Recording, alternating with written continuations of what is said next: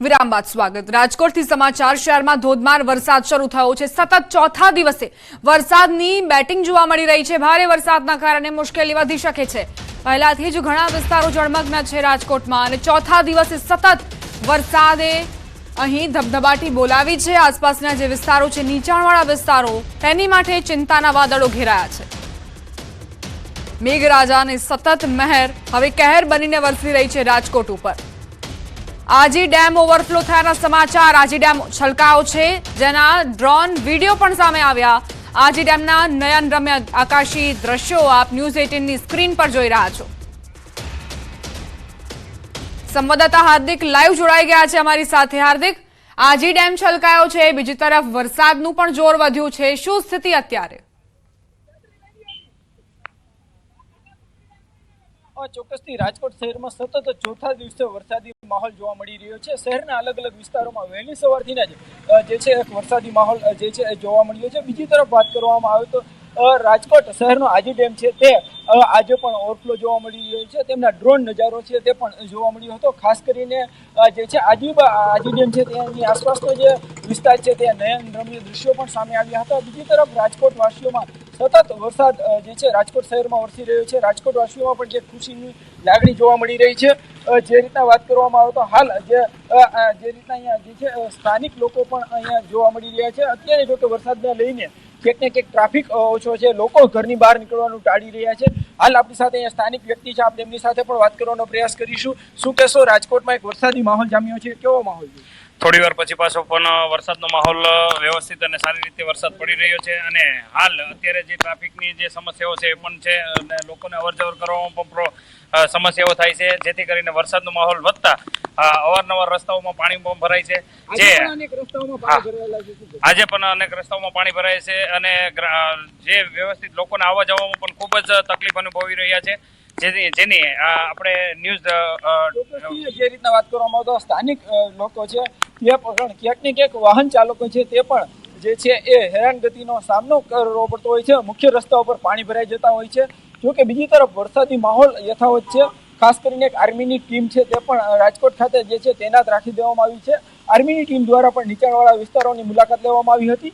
ત્યારે સતત જે છે રાજકોટ શહેરનો આ વરસાદી જે માહોલ જોવા મળી રહ્યો છે। બીજી તરફ આજી ડેમના પણ જે નયનરમ્ય દ્રશ્યો પણ સામે આવ્યા હતા। ત્યારે કહી શકાય કે રાજકોટમાં જે છે એક વરસાદી માહોલ, રાજકોટ વાસીઓ છે વરસાદના આગમનથી ખુશ પણ જણાઈ રહ્યા છે। આભાર હાર્દિક, જાણકારી આપવા માટે। તો આજી ડેમનો આકાશી નજારો જુઓ, કઈ રીતે ડેમ છલકાયો છે। ઉપરવાસમાં વરસાદ બાદ આજી ડેમ ઓવરફ્લો થયો છે। આસપાસના વિસ્તારમાં પણ એલર્ટની સૂચના આપી દેવામાં આવી છે અને આ જે ડેમ છે તે રાજકોટને પાણી પૂરું પાડે છે। ખેડૂતોને પણ ફાયદો થશે તેમાં પાણીની આવકથી।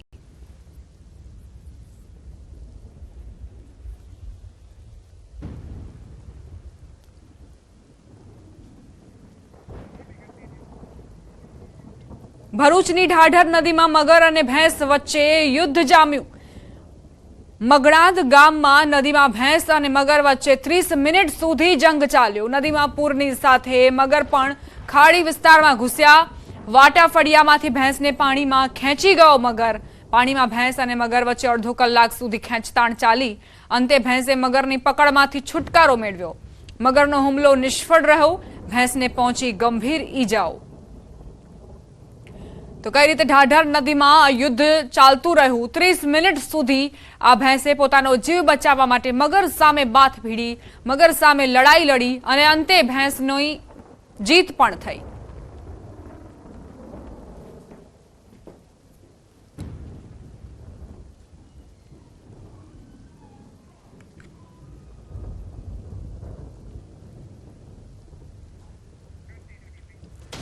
સમાચાર વડોદરાથી। વડોદરામાં જળબંબાકાર, એકતાનગર વિસ્તાર પાણીમાં ગરકાવ થયો છે। જ્યાં નજર કરો ત્યાં પાણી જ પાણી। ગઈકાલે પણ આ જ સ્થિતિ હતી અને આજે પણ એ જ પ્રકારની મુશ્કેલીઓ જોવા મળી રહી છે। આખરે એકતાનગરની મુશ્કેલીઓ ક્યારે ઓછી થશે તે એક સૌથી મોટો સવાલ। સંવાદદાતા ગૌતમ જોડાઈ ગયા છે વધુ જાણકારી સાથે। ગૌતમ, અત્યારની શું સ્થિતિ જોવા મળી રહી છે અને સ્થાનિકો કેવા પ્રકારની પ્રતિક્રિયાઓ આપી રહ્યા છે આ મુશ્કેલીઓને લઈ?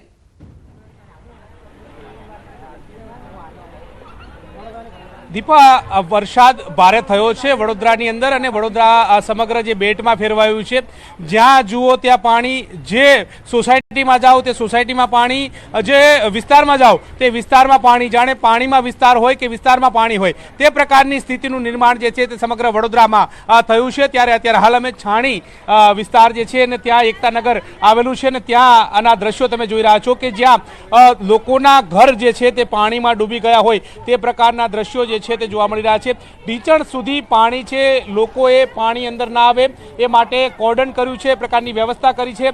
પરંતુ કોર્ડન ગમે તેટલું કરે, પાણી જે છે તે લોકોના ઘર સુધી જશે તે ચોક્કસ રીતે જોવા મળી રહ્યું છે. તમામ લોકોએ પારાવાર મુશ્કેલીનો સામનો જે છે તે કર્યો છે અને આખી રાત એવી રીતે કાઢી છે કે ન પૂછો વાત. કારણ કે પાણી, વરસાદ, લાઇટ નહીં, જીવન જરૂરિયાત વસ્તુઓ નહીં અને એની વચ્ચે આ જીવન જીવવું પડે તે પ્રકારની સ્થિતિ અત્યારે હાલ વડોદરા વાસીઓની થઈ છે.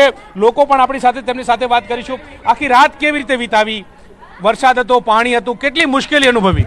હા, જાગતા રહે આખી રાત બધા જ, અને પાણી બહુ ઘરમાં ભરાઈ ગયા છે. લાઇટ હતી કે નથી? લાઈટ નથી અને પણ આવે છે ને જાય છે પણ. કાકા, કેટલી મુશ્કેલી?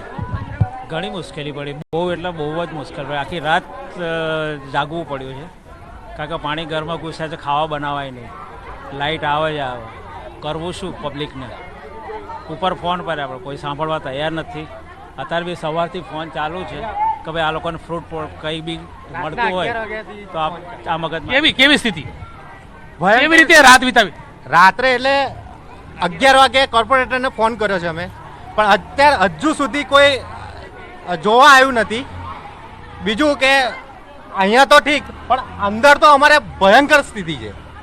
લોકોને અહીંયા સુધી પાણી છે, ઘરમાં 5 ફૂટ સુધી પાણી છે ઘરમાં. ગૌતમ, લોકોને કહેજો કે શું તેમને જીવન જમવાનું જરૂરિયાતની ચીજવસ્તુઓ મળી રહે છે? દૂધની કોઈ વ્યવસ્થા નથી, કશું જ નથી.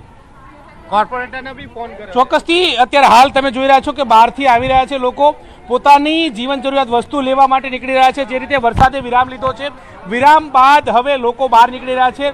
જ્યાં દુકાન ખુલ્લી હોય ત્યાં દુકાન ખુલ્લી હોય ત્યારે આ પ્રકારની જીવન જરૂરિયાત વસ્તુ લઈને લોકો આવી રહ્યા છે અને પોતાની જે જીવન જરૂરિયાત વસ્તુઓ જે છે તે મેળવી રહ્યા છે. પરંતુ જ્યાં જુઓ ત્યાં પાણી, ઘરમાં પાણી, રસ્તામાં પાણી, બહાર પાણી, આ પ્રકારની સ્થિતિ હાલ તો વડોદરા વાસીઓની થઈ છે અને વડોદરા વાસીઓ પરેશાન થઈ રહ્યા છે. આખી રાત કેવી રીતે વિતાવી? જીવન જરૂરિયાત વસ્તુઓ ક્યાંથી લાવો છો? કેવી હાલાકી પડી રહી છે, કેવી મુશ્કેલી? ઓકે, ઘણો વરસાદ પડ્યા બાદ અહીંયા આખી રાત અમે હજુ જમવાની પણ કોઈ વ્યવસ્થા થઈ નથી અને સાથે સાથે કોઈ પણ સાધન સામગ્રી પણ જરૂરિયાત મળી શકતી નથી. દૂધની વ્યવસ્થા નથી. અહીંયા જણાવ્યા પ્રમાણે કમ્પ્લેન્ટ પણ કરવામાં આવી છે, પણ એનો કોઈ હજુ તક ઉપાય થતો નથી. સાથે સાથે અમારા ઘરે ગંદુ કાળું પાણી આવે છે, એની સાથે પણ અમે તકલીફ સર્જાઈ રહી છે. તો પારાવાર મુશ્કેલીનો સામનો લોકો કરી રહ્યા છે. લોકોએ રાતે જમ્યા પણ નથી તે પ્રકારની વાત કરી રહ્યા છે.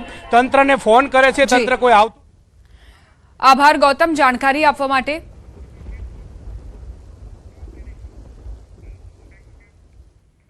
હવે નજર કરીશું ટોપ 3 ન્યૂઝ પર.